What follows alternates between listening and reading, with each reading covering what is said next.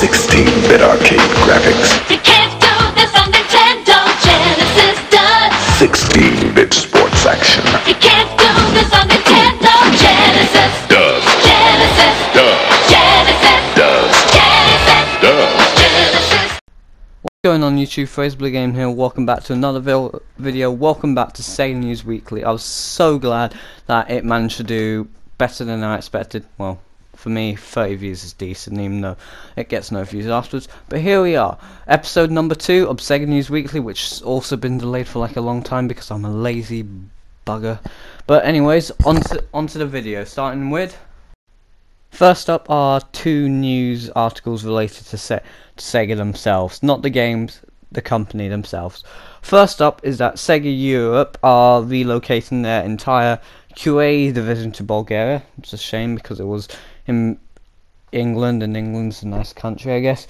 But the article's up on screen right now, so it's a curious move why they're moving, but I don't know. It's all down to Sega Europe themselves and Sega, I guess.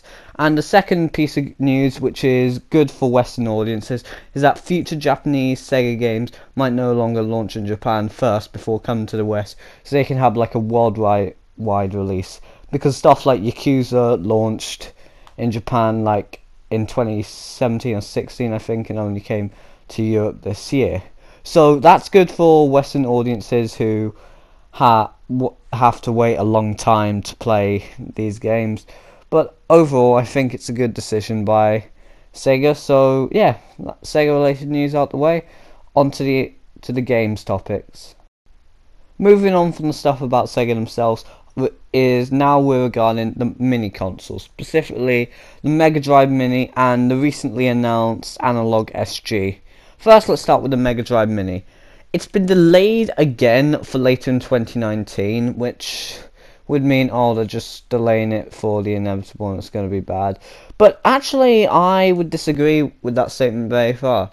I think that they're delaying it so Sega can support simultaneous releases for all game markets. Because if you didn't know, the Genesis, I guess, launched in Japan this year in '88, and the rest of America in '89, and Europe launched in 1990.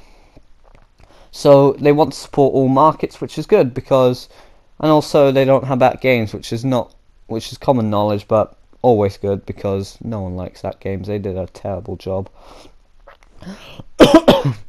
And next up is the Analogue's Mega SG, which is not what you'd expect. It's sort of like a mini console, but it doesn't have like a stock amount of games you could play.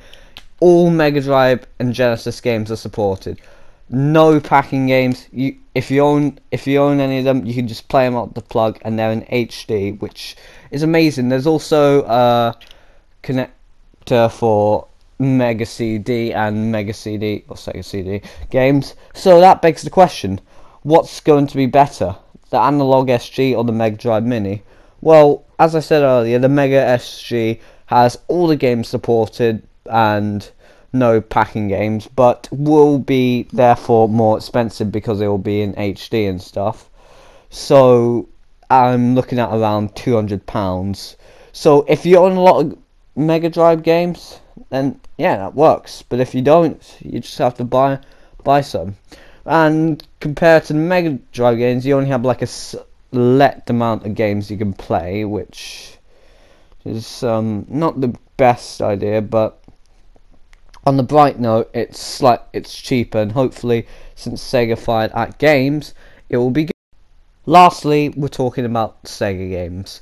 The most important thing that's happened since the last video is that the Sonic the Hedgehog series has passed 800 million sales. That's physical copies, downloads on like phones. It's honestly amazing, and for a series that is so beloved, it's just incredible. So that's the main thing. The sales will be up here on screen right now, so you can have a look. Next up is regarding to Sega Forever. Shining Force Classics is the latest release for it, which combines Shining Force 1, Shining Force 2, and Shining in the Darkness. All games released on the Genesis and also on the Mega Drive Classics Collection, which released earlier this year and going to be on Nintendo Switch this winter. Oh, it's a 3-in-1 package, and from what I've heard, it controls better than most Sega Forever games. I mean, the best one's Crazy Taxi, that is God. But I would just prefer to play it on a normal controller. That'd just be so much easier, in my opinion.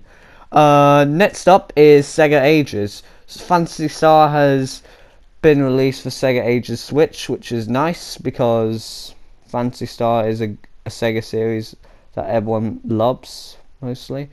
Sonic the Hedgehog 2 has been announced for Sega Ages Switch as well, so that's always good. Star Wars Arcade, the arcade version, surprisingly, not the 32X version, which wasn't really that good, but that could be possibly on the Sega Ages on the Nintendo Switch, which is always good.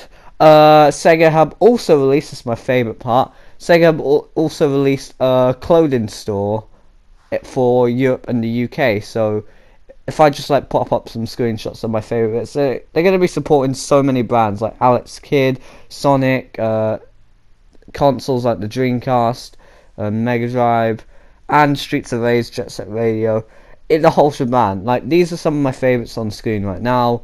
They honestly look incredible, and I would love to buy them. So yeah, that's going to be on my Christmas shopping list. What else is there? Oh yeah, Team Sonic Racing has been delayed to May 21st, 2001. So earlier I said that the Mega Drive Mini is being delayed, hopefully to support simultaneous release worldwide. I'm thinking that it could be similar with Team Sonic Racing, because I was expecting it to come out Christmas, but guess not. But it's interesting because maybe they're delaying it because they want the game to be perfect and iron out any bugs. Hopefully. That'd be nice, but usually when things get delayed, it's not the best possible thing. So here's a picture of delay on screen right now. And final bit of news is the fact that Virtua Fighter 6, which Sega have said that it's not going to happen for a while. They've acknowledged it. They said it'd be a good possibility, but it's not going to happen for a long time, which is a shame because I think Virtua Fighter is a good series, aside unless you play it on the Genesis. Like I like Virtua Fighter 3 Team Battle on the Dreamcast because the Dreamcast is the greatest thing ever. So hopefully it works out well.